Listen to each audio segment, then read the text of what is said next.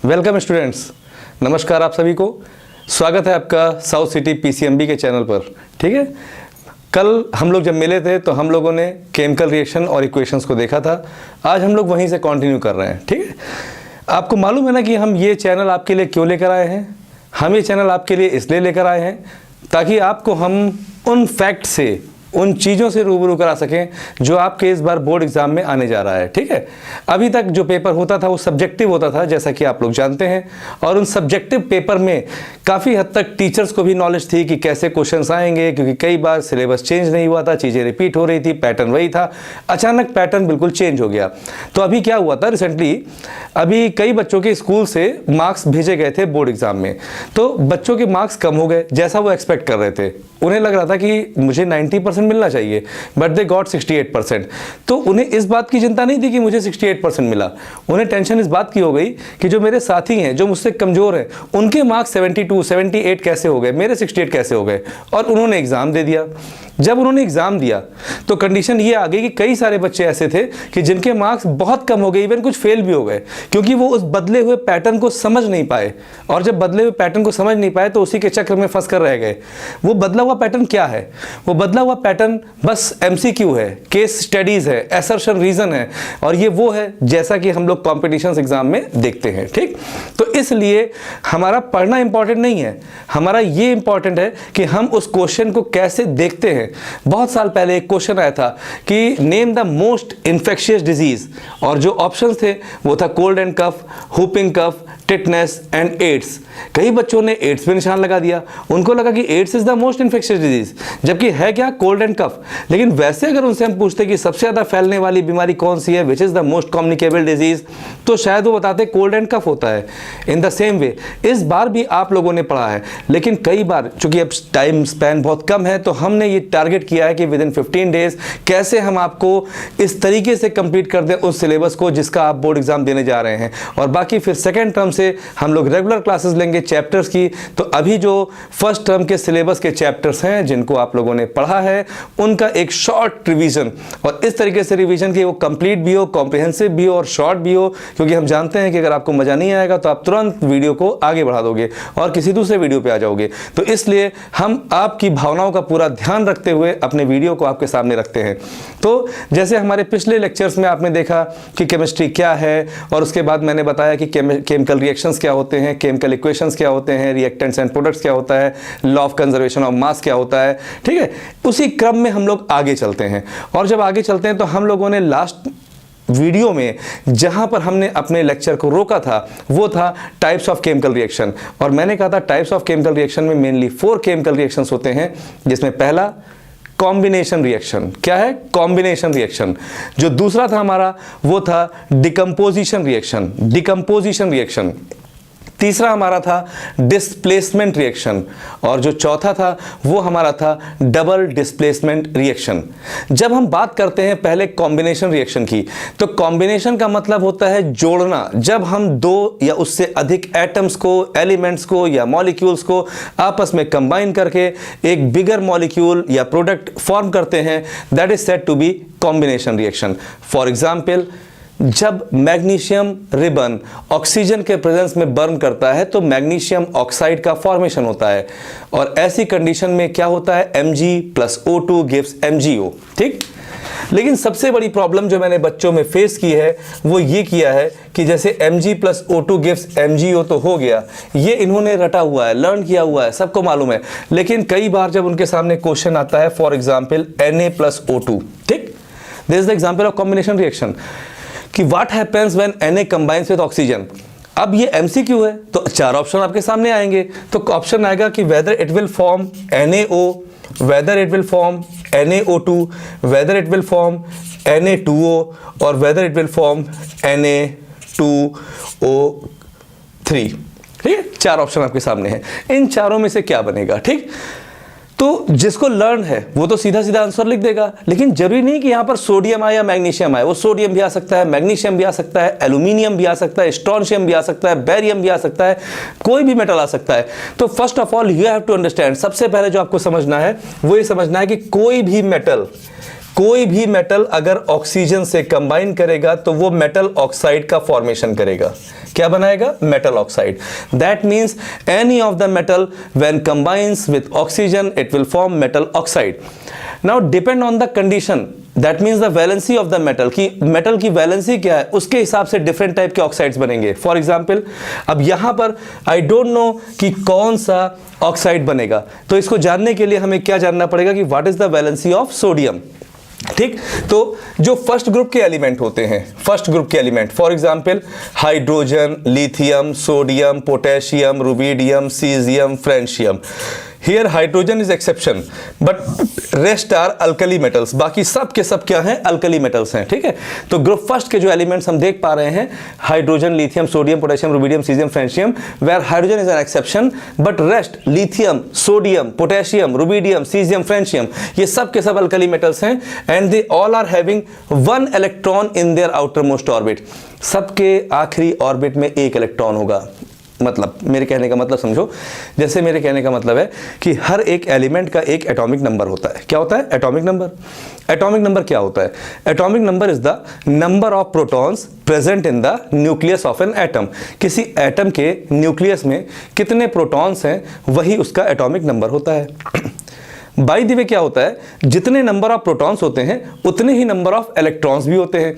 So atomic number is equal to number of protons which is also equal to number of electrons in an atom. ठीक, अब अगर ये बात आ गई है तो ऐसी कंडीशन में वो जो एटॉमिक नंबर होता है वो एक ही जगह तो सारे इलेक्ट्रॉन्स होते नहीं है, they are distributed in various shells. For example K shell, L shell, M shell, N shell, ये 4 डिफरेंट शेल्स होते हैं और इन्हीं को हम लोग ऑर्बिट्स भी बोलते हैं। तो ये जो KLMN हमारे शेल्स होते हैं, के शेल की मैक्सिमम कैपेसिटी होती है 2 इलेक्ट्रॉन्स की, एल की होती है 8 इलेक्ट्रॉन्स की, एम की होती है 18 इलेक्ट्रॉन्स की और एन की होती है 32 इलेक्ट्रॉन्स की। क्लियर? तो ऐसे में जो एटॉमिक नंबर है, हाइड्रोजन का 1 है, लिथियम का 3 है, sodium 11, potassium 19, rubidium 37, caesium 55, francium 87।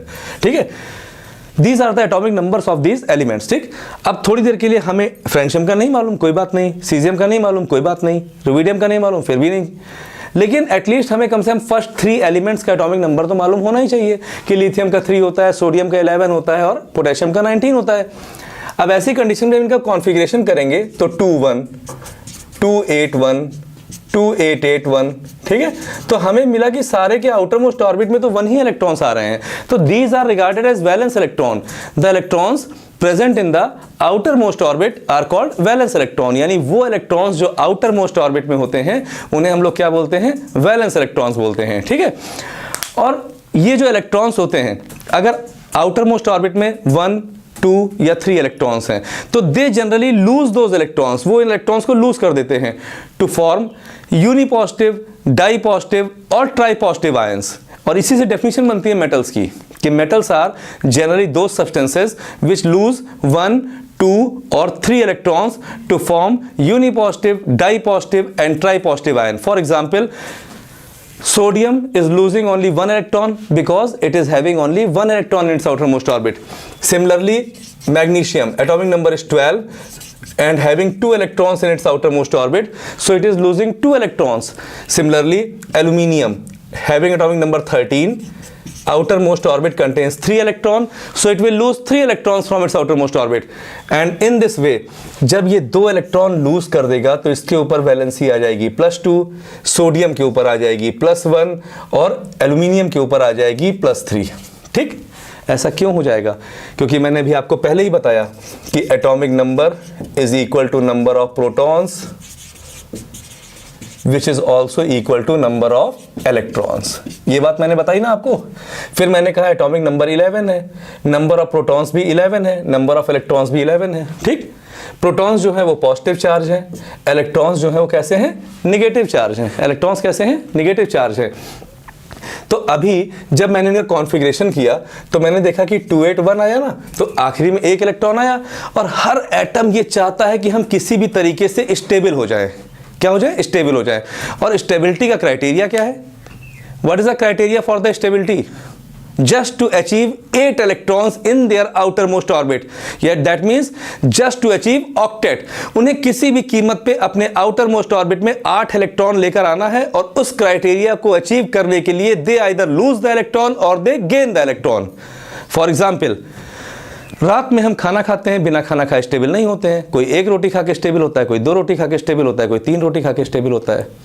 बाकी मॉर्निंग में आप जानते ही हो, कोई 50 ग्राम रिमूव करता है, कोई 100 ग्राम रिमूव करता है, कोई 250 ग्राम रिमूव करता है। It depends upon the capacity.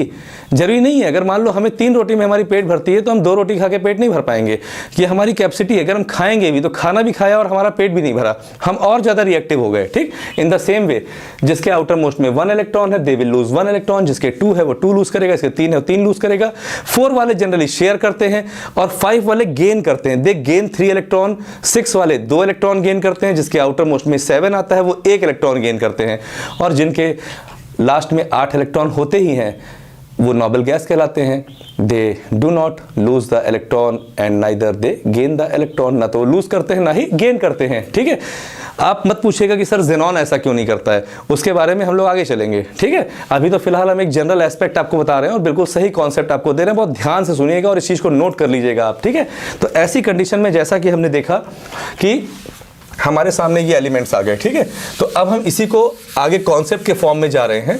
ठीक है, तो ये 281 है। ठीक, अब ऐसे में ये 1 इलेक्ट्रॉन जब लूज हो गया तो इलेक्ट्रॉन तो हो गया 10, पर प्रोटॉन है कितना 11, कितना 11। ठीक, तो अब आप देख सकते होंगे कि इलेक्ट्रॉन की संख्या प्रोटॉन से भैया 1 कम हो गई है। कितनी कम हो गई है? 1 कम हो गई है। यहां पर हम क्या पा रहे हैं कि अभी तक सब 11 11 11 थे, एटॉमिक नंबर 11, प्रोटॉन 11, इलेक्ट्रॉन 11, यानी ऑल आर इक्वल 11 11 11। बट जब 1 इलेक्ट्रॉन लूज हो गया तो अब तो आखिरी में कितना बचा, उसके आखिरी में कितना हो गया? ठीक है, 8 हो गया ना, और टोटल कितने हो गए? 10 हो गए। तो इसका मतलब प्रोटॉन से 1 इलेक्ट्रॉन कम हो गया। तो ऐसे में हम सोडियम के ऊपर +1 चार्ज इंडिकेट कर कर ये दिखा देंगे कि सोडियम के पास 1 प्रोटॉन ज्यादा है इलेक्ट्रॉन से। ठीक, and this will be regarded as the valency of the element. तो आप लोगों को जो पढ़ाया गया वो कहा गया combining capacity of an atom, combining capacity of an element is not a valency. Valency क्या होता है? Charge acquired by an atom, I am repeating again, charge acquired by an atom either by the loss of electron और by the gain of electron in an atom. किसी भी atom के ऊपर जो charge आता है, पॉजिटिव हो या नेगेटिव, लॉस करने से आए या गेन करने से आए, वही उसकी वैलेंसी होती है। बात समझ में आ रही है? बात समझो ध्यान से। वैलेंसी क्या होती है? द चार्ज पॉजिटिव और negative acquired by an atom either by the loss of electron और by the gain of electron. Electron lose करने से या गेन करने से किसी भी एटम के ऊपर जो चार्ज डेवलप होता है वही उसकी वैलेंसी होती है। और यही वैलेंसी फर्दर कंबाइनिंग कैपेसिटी किसी एलिमेंट में डेवलप करती है, क्योंकि अगर हमें वैलेंसी नहीं मालूम है तो हम कभी भी केमिकल फॉर्मूला नहीं बना सकते हैं। तो ऐसे में similarly we are observing the oxygen. हम लोग ऑक्सीजन को देखने जा रहे हैं। Atomic number of oxygen is 8। Outer most में इलेक्ट्रॉन्स कितने आए कॉन्फ़िगरेशन करने पर? 6। ठीक, now how many electrons are required by oxygen to complete its octet? अपने 8 इलेक्ट्रॉन्स को पूरा करने के लिए कितने इलेक्ट्रॉन चाहिए ऑक्सीजन को? 2। कितने? 2, बिल्कुल सही कहा आपने, 2। So 2 electrons are required and in that condition this will become 10 and it will become 8। ऐसा हुआ कि नहीं हुआ? ठीक हो गया। तो अब हम देख पा रहे हैं कि ऑक्सीजन की वैलेंसी क्या हो गई? -2। क्यों? क्योंकि अभी इसके पास 8 एटॉमिक नंबर, 8 प्रोटॉन्स, 8 इलेक्ट्रॉन्स, लेकिन जब इसने 2 इलेक्ट्रॉन ले लिया तो यहां पर ये क्या हो गया? 10 हो गया। 10 हुआ कि नहीं हुआ? हाँ हुआ। तो जब 10 इलेक्ट्रॉन्स हो गए ऐसे में तो 2 electrons are now extra, so -2 charge is applied on the oxygen atom in order to tell you, ये बताने के लिए कि this is the valency of oxygen. अब क्या करना है? अब हमें बनाना है फॉर्मूला। ठीक, तो the formula of Na is +1 and the formula of oxygen is -2। सो ये वैलेंसी इधर और ये इधर एंड फॉर्मूला क्या बन जाएगा? Na2। क्लियर? यही तो समझना है। सिमिलरली मैग्नीशियम की वैलेंसी +2, ऑक्सीजन की valency -2, both are being cancelled and the formula will become MgO। Similarly aluminium की वैलेंसी +3, O की valency -2 and the formula will become Al2O3। तो अब जहां तक मुझे लग रहा है कि आप फॉर्मूले को गलत नहीं करोगे, रिएक्शंस को लिख ले जाओगे। ठीक है, तो ऐसे में अगर हमारे सामने रिएक्शन आता है तो हम क्या करेंगे? ऐसे लिखेंगे, Na+O2 gives Na2O, Mg+O2 gives MgO, Al plus O2 gives Al2O3 and further we will balance the chemical equation, बाद में उसको हम लोग बैलेंस कर देंगे। 4Na यहाँ पर 2 2 या 4 4Na, ठीक है, 2Mg 2MgO, फिर यहाँ पर 4Al 3O2 4Al 4Al 3 2 6 2 3 6 and hence the equation is being balanced. ठीक, तो ये था कॉम्बिनेशन रिएक्शन। फिर इसके बाद आता है डिकम्पोजिशन रिएक्शन। हम थोड़ा डिटेल में ही आपको पढ़ा देंगे ताकि आपका पूरा कॉन्सेप्ट क्लियर हो जाए। तो डिकम्पोजिशन रिएक्शन बेसिकली टूटना, जैसे ये जोड़ना था वैसे वो क्या है, तोड़ना। तोड़ने में 3 तरह से होते हैं, एक हीट से, एक लाइट से और एक इलेक्ट्रिसिटी से। जब हीट से हम किसी चीज़ को ब्रेक करते हैं तो दैट इज थर्मल डिकम्पोजिशन, जब हम लाइट से ब्रेक करते हैं तो फोटोकेमिकल डिकम्पोजिशन, और जब हम लोग इलेक्ट्रिसिटी से ब्रेक करते हैं तो उसे बोलते हैं इलेक्ट्रिकल डिकम्पोजिशन। ठीक है, तो कल बिल्कुल नए कॉन्सेप्ट के साथ बहुत अच्छे तरीके से मैं आपको पूरा डिकम्पोजिशन रिएक्शन, पूरा डिस्प्लेसमेंट और पूरा डबल डिस्प्लेसमेंट नेक्स्ट लेक्चर में आपको सिखा दूंगा। तो डोंट मिस द लेक्चर। ठीक है, टेक केयर, बाय।